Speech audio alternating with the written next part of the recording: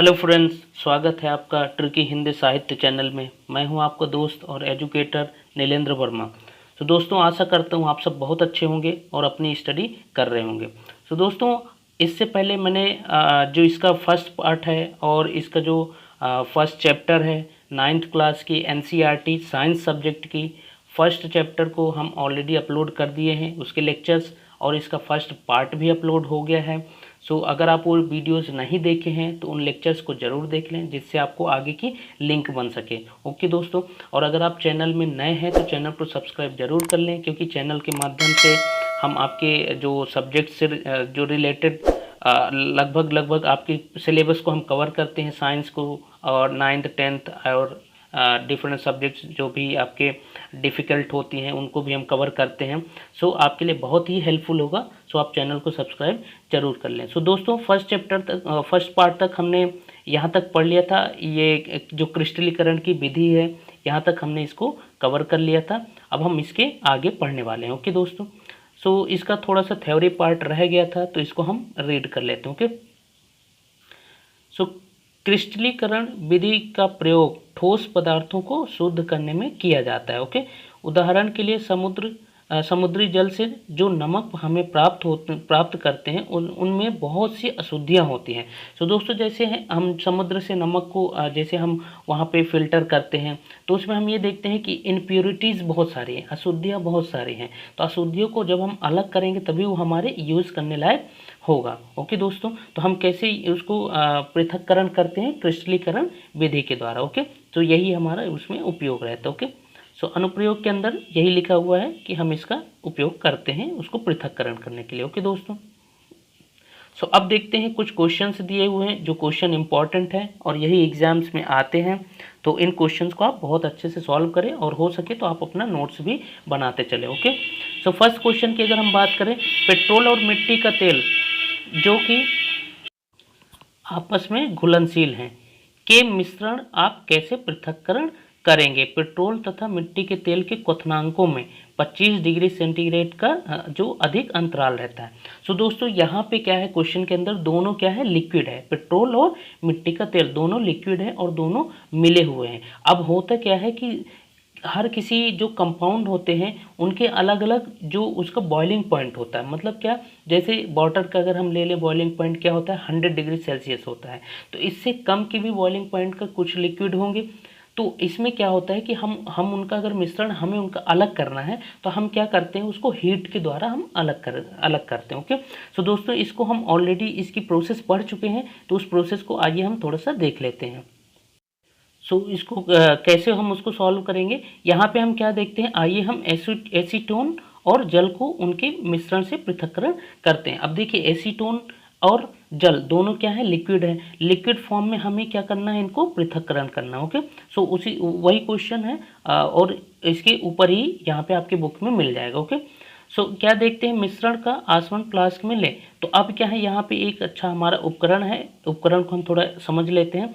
यहाँ पे हमारा ये आपका बेस है और ये क्या है, स्टैंड है, और इसमें हम यहाँ पे क्या रखे हैं, अपन एक फ्लास्क लिए हैं और ये हमारा स्टैंड है और इसको हम यहाँ पे लॉक कर देते हैं। ओके, अब देखते हैं यहाँ पे हमारा बर्नर है और इसको हम क्या करते हैं, हीट करते हैं। और इसमें हमारा क्या होता है, यहाँ पे हमारा जो भी मिश्रण होता है उस मिश्रण को हम इसको क्या करते हैं, पृथक्करण करने के लिए हम इसको क्या करते हैं, हीट करते हैं।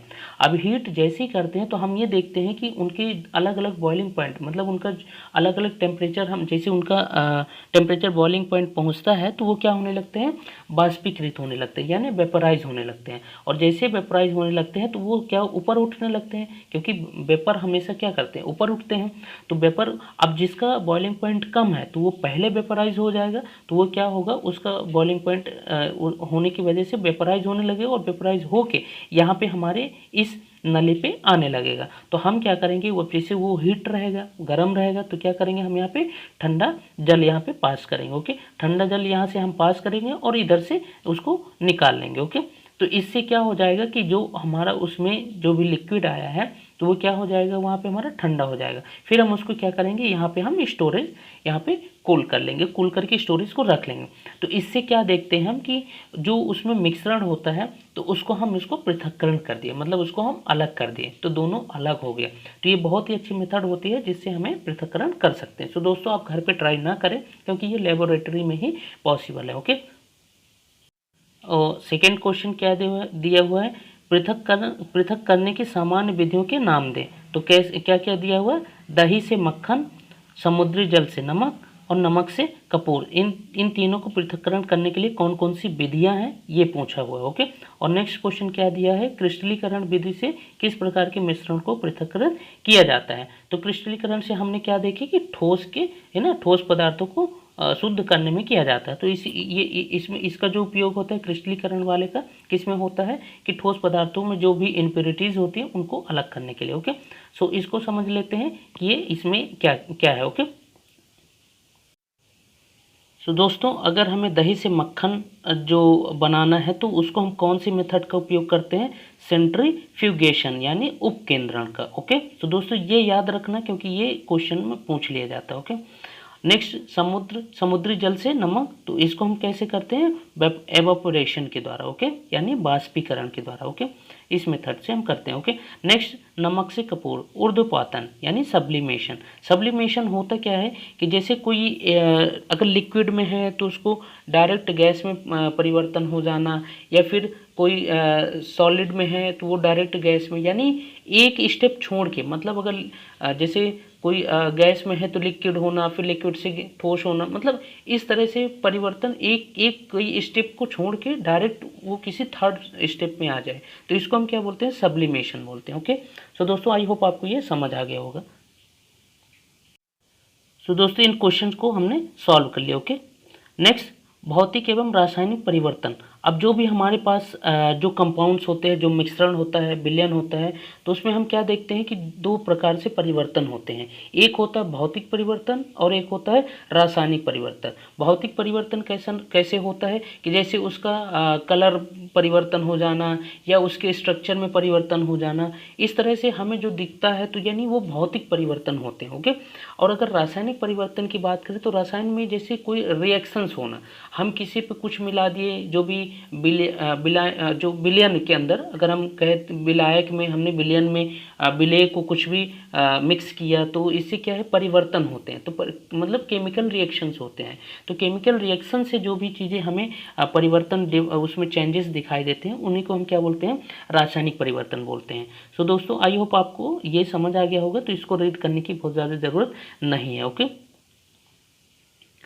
सो हम देखते हैं कई प्रकार के ऐसे परिवर्तन होते हैं, जैसे हम एग्जाम्पल्स में देख सकते हैं। कुछ एग्जाम्पल्स यहाँ पे दिए हुए हैं तो हम इनको देख सकते हैं। ओके, सो ऐसे गुण जिनका हम अवलोकन एवं वर्णन कर सकते हैं, जैसे कि रंग, कठोरता, दृढ़ता, बहाव, घनत्व, है ना, द्रव्यनांक एंड क्वथनांक इत्यादि, ये क्या है, भौतिक गुण कहलाते हैं। ओके, अवस्थाओं का अंत रूपांतरण, मतलब वही जो हमने बोला केमिकल रिएक्शंस होने। ओके, भौतिक परिवर्तन है क्योंकि ये परिवर्तन पदार्थों के संगठन में बिना परिवर्तन किए होते हैं और उनकी रासायनिक प्रकृति में भी परिवर्तन नहीं होता। ओके, यद्यपि बर्फ, जल और बाष्प अलग अलग दिखते हैं और ये भिन्न भिन्न भौतिक गुणों को दर्शाते हैं। ओके, सो अब देखते हैं यहाँ पे हमारा जो केमिकल रिएक्शंस होते हैं। ओके, सो केमिकल ये रासायनिक संगठन में परिवर्तन लाता है। तो यहाँ पे क्या देखते हैं अपन, जलना एक रासायनिक परिवर्तन है।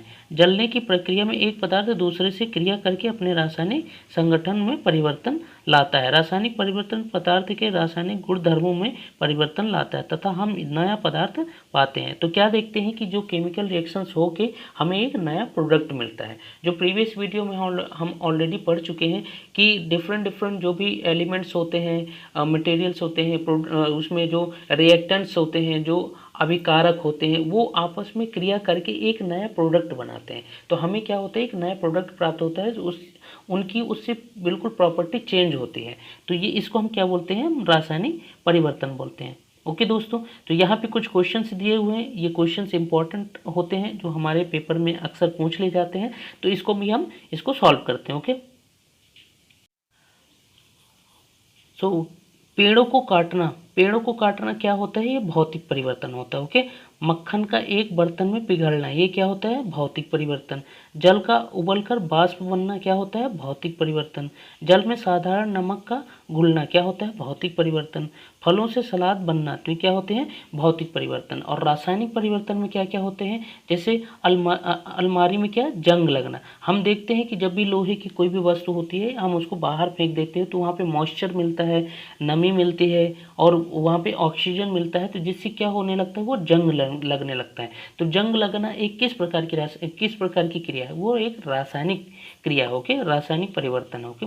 विद्युत तरंग का जल में प्रवाहित होना तथा इसका हाइड्रोजन और ऑक्सीजन गैसों में विघटित होना, तो ये भी क्या है, एक रासायनिक प्रक्रिया। ओके, लकड़ी और कागज का जलना, ये भी क्या है, रासायनिक प्रक्रिया। क्यों, क्योंकि वो कोई भी जैसे कोई भी ज्वलनशील पदार्थ होता है, उसको ऑक्सीजन जब तक नहीं मिलती तो वो नहीं जलता है। ओके, सो ऑक्सीजन की बिना विदाउट प्रेजेंस वो जल नहीं सकता, तो ये भी क्या है, एक प्रकार से रासायनिक परिवर्तन है। ओके दोस्तों,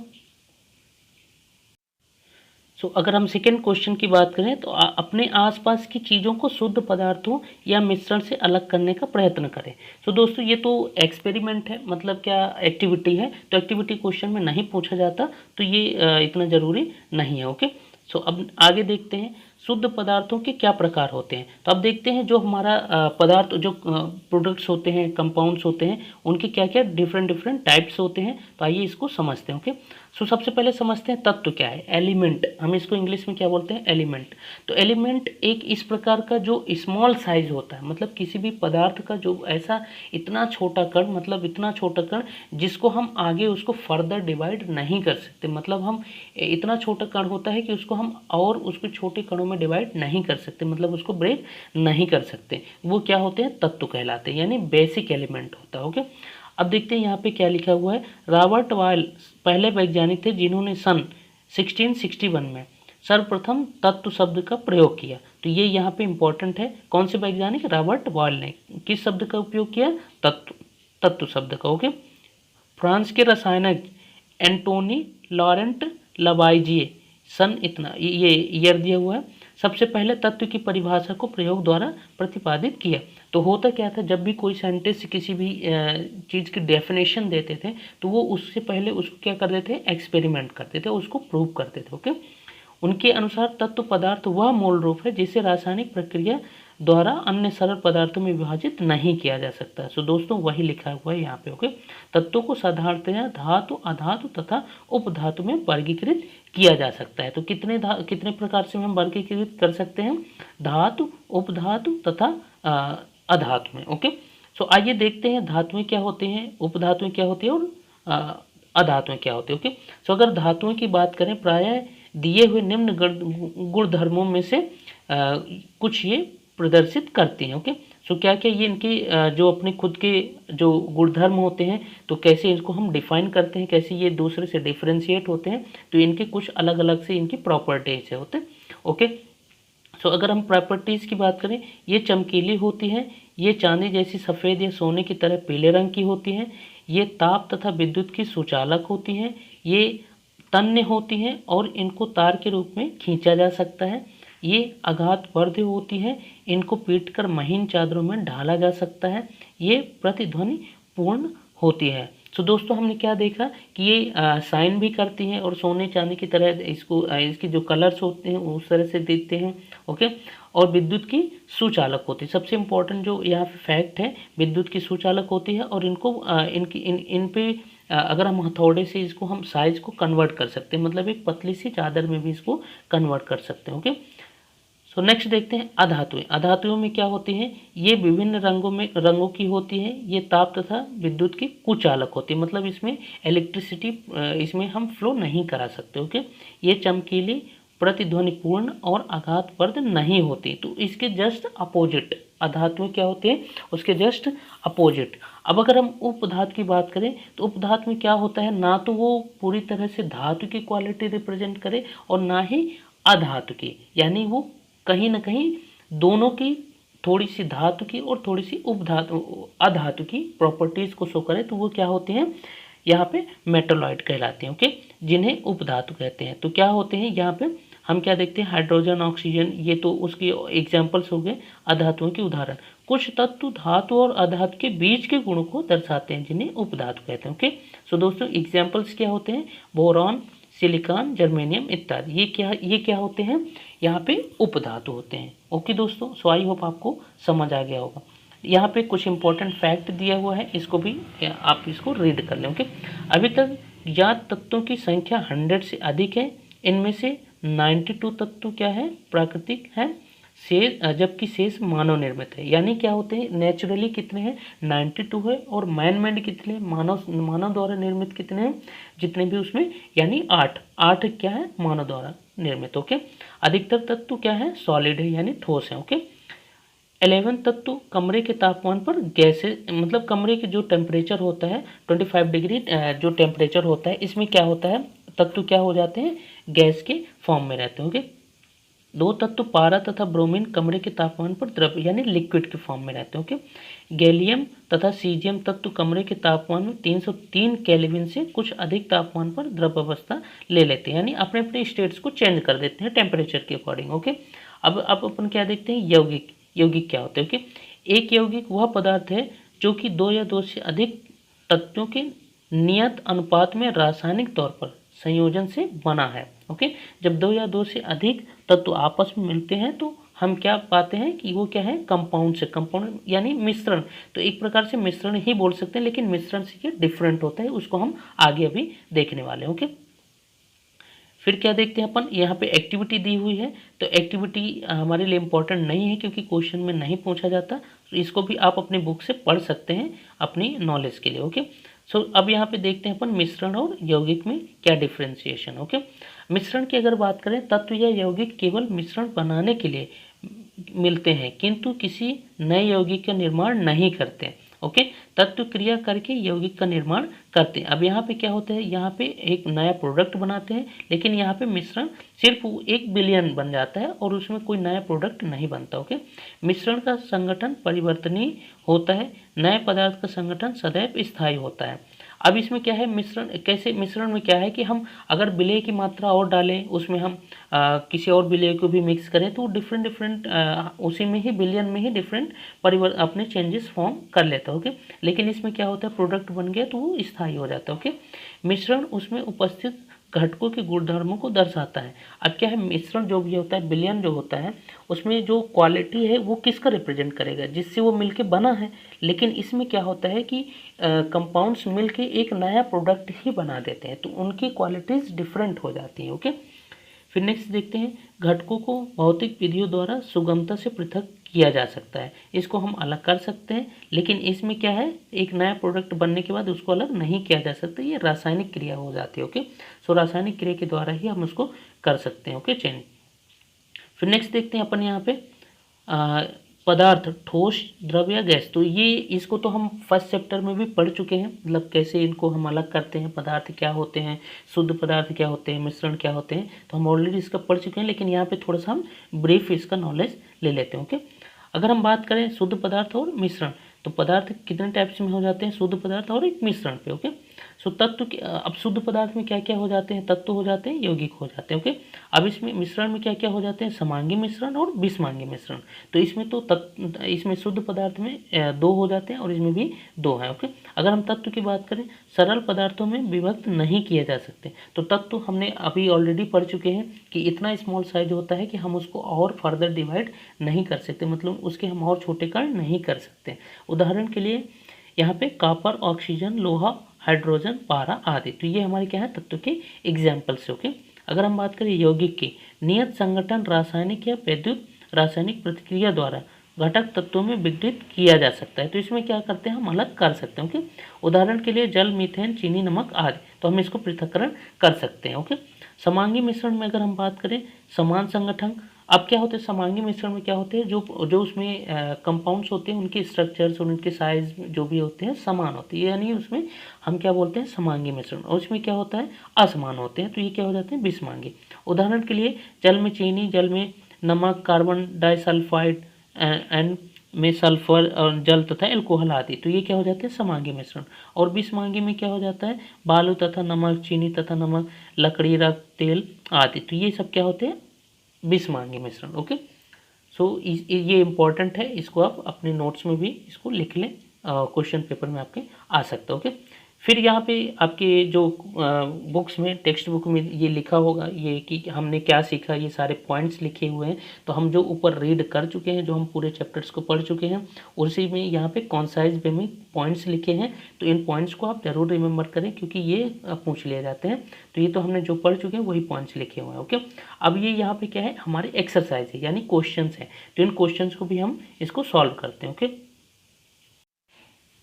तो अगर हम फर्स्ट की बात करें, ये जो पहला आपका क्वेश्चन पेपर है, तो आप अपनी बुक से भी देख सकते हैं और इन सारे भी आंसर्स को आप लिख सकते हैं। ओके, तो फर्स्ट विधि क्या है, वाष्पन या बाष्पीकरण विधि, उससे हम इसको पृथक्करण कर सकते हैं। नेक्स्ट क्या है, ऊर्ध्वपातन, एंड नेक्स्ट क्या है, निस्पंदन या छानन विधि द्वारा, फिल्ट्रेशन मेथड द्वारा, अपकेंद्रण सेंट्रीफ्यूगेशन विधि, पृथक्करण कीप सेपरेटिंग फनल विधि द्वारा, छानन यानी फिल्ट्रेशन विधि द्वारा, चुंबकीय पृथक्करण मैग्नेटिक सेपरेशन विधि, एंड फटकन विधि। ओके, मिनोविंग विधि, भारण लोडिंग फिटकरी एलिमेंट का उपयोग करके। Okay, and chromatography. Okay, chromatography. तो इन सारी विधि के द्वारा हम क्या कर सकते हैं, उनको हम पृथक्करण कर सकते हैं। ओके, सो नेक्स्ट क्वेश्चन को अपन सॉल्व करते हैं। आप अपने टेक्स्ट बुक से भी आप क्वेश्चन को देख सकते हो। ओके, चाय तैयार करने के लिए आप किन किन चरणों का प्रयोग करेंगे, विलयन, विलायक, विलेय, घुलना, घुलनशील, अघुलनशील, घुले, फिल्ट्रेट तथा अपशेष शब्दों का प्रयोग करें।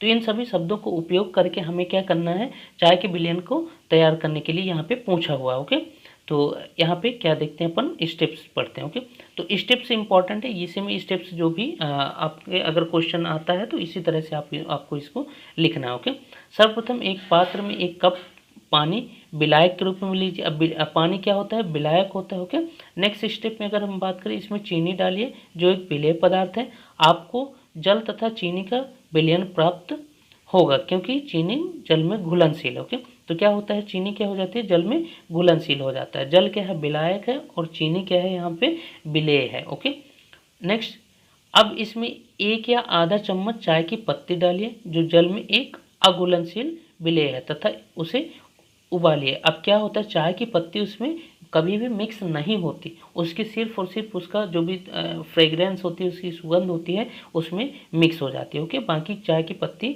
एज इट इज रहती है। ओके, नेक्स्ट अगर बात करें, इसमें 1 कप दूध डालकर लगभग 5 मिनट तक पुनः उबालिए। अब एक छन्नी से उसे छानिए, आपको चाय घुले तथा चाय की पत्तियां छाननी के ऊपर अवशेष के रूप में प्राप्त हो जाए। यानी यहाँ पे क्या हुआ, हमारा चाय बन के तैयार हो गया और हमने उसको फिल्टर भी कर लिया, उसकी चाय पत्तियों को अलग भी कर दिया और हमारा चाय बनकर तैयार हो गया। सो दोस्तों, आई होप आपको ये बन जाएगा और अपने घर पे भी आप इसको ट्राई करें। ओके, फिर नेक्स्ट दिया हुआ है जो न्यूमेरिकल में दिया हुआ है।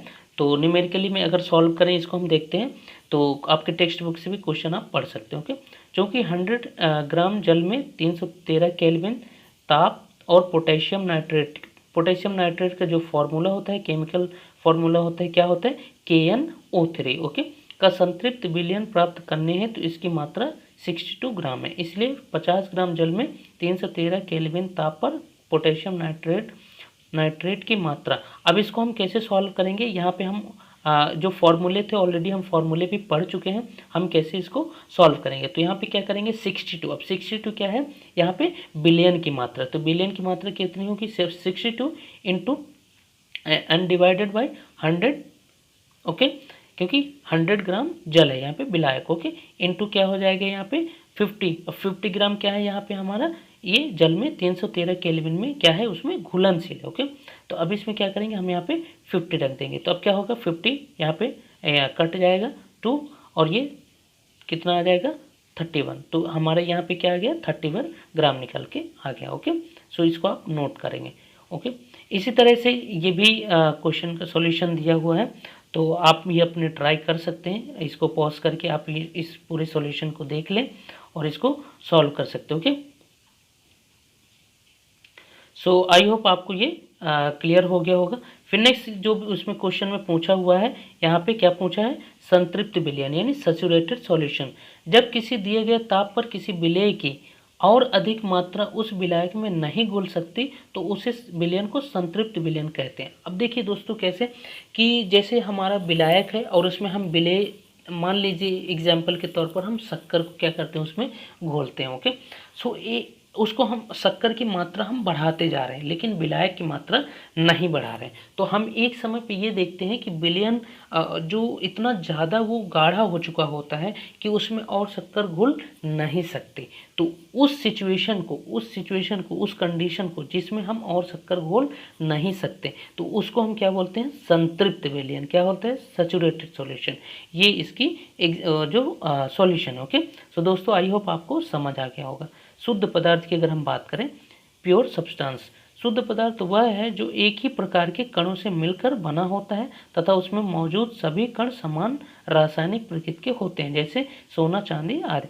तो क्या होता है, शुद्ध पदार्थ में क्या होता है कि जो भी उसमें कंपाउंड मिक्स है तो उनके साइज और उनका बिल्कुल जो उसकी प्रॉपर्टी है वो सेम हो, मतलब उसमें कोई इम्प्योरिटीज ना हो, तो हम उसको क्या बोलते हैं, शुद्ध पदार्थ बोलते हैं। ओके, अब कोलाइड की बात करें तो कोलाइड हम ऑलरेडी भी पढ़ चुके हैं, यहाँ पे भी हम थोड़ा सा समझ लेंगे। ओके, कोलाइड विलयन वे विलयन है जिनमें विलय के कणों का आकार विलयन से बड़े परंतु निलंबन से छोटे 1 नैनोमीटर और 100 नैनोमीटर के बीच में होते हैं। ओके, इनके विलय कणों को खुली आंखों नेक्ड आई से नहीं देखा जा सकता तथा ये स्थायी होते हैं, कोलाइडल टिंडल प्रभाव उत्पन्न करते हैं, जैसे रक्त, दूध, फेस क्रीम एंड मक्खन इत्यादि। अब हम क्या देखते हैं कि जो जैसे दूध है, हम ये देखते हैं कि वो छोटे छोटे, बहुत ही छोटे स्मॉल पार्टिकल्स वो सब क्या होते हैं, इकट्ठा होते हैं।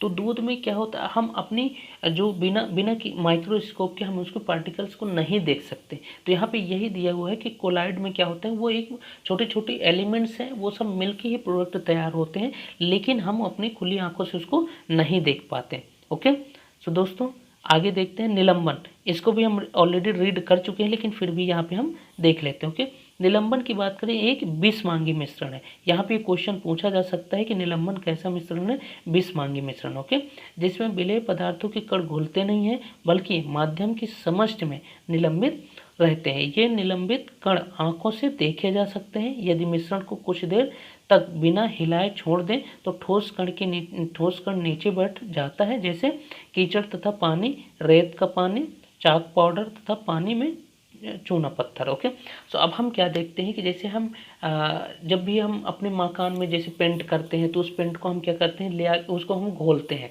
उसको घोलने के बाद अगर उसको हम बहुत देर तक रख दें, उसको कुछ भी हम उसको हिलाए भी ना और उसको हम मिक्स भी ना करें, कुछ देर तक हम उसको हम रख देते हैं, तो क्या देखते हैं हम कि जो हमारा जल होता है ऊपर दिखने लगता है और जो उसमें हमने मिक्स किया था पेंट वो नीचे बैठ जाता है। तो इसी को हम क्या बोलते हैं, सस्पेंशन बोलते हैं। इसी को हम क्या बोलते हैं, निलंबन बोलते हैं। ओके, सो आई होप आपको दोस्तों ये समझ आ गया होगा। ओके, नेक्स्ट क्वेश्चन की अगर हम बात करें, यहाँ पे आपके टेक्स्ट बुक में जो दिया हुआ है 5th क्वेश्चन, निम्नलिखित में से प्रत्येक को समांगी और विषमांगी मिश्रण में वर्गीकृत करें। सोडा जल, मतलब ये हमें कुछ एग्जाम्पल्स दिए हुए हैं और इसको हमें समांगी मिश्रण और विषमांगी मिश्रण में हमें इसको क्या करना है, इसको अलग करना है। ओके, तो सोडा जल, लकड़ी, बर्फ, वायु, मिट्टी, सिरका, छनी हुई चाय।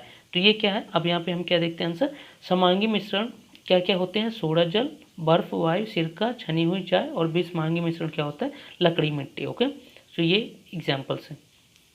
आप किस प्रकार की पुष्टि करेंगे कि दिया हुआ रंगहीन द्रव शुद्ध जल है।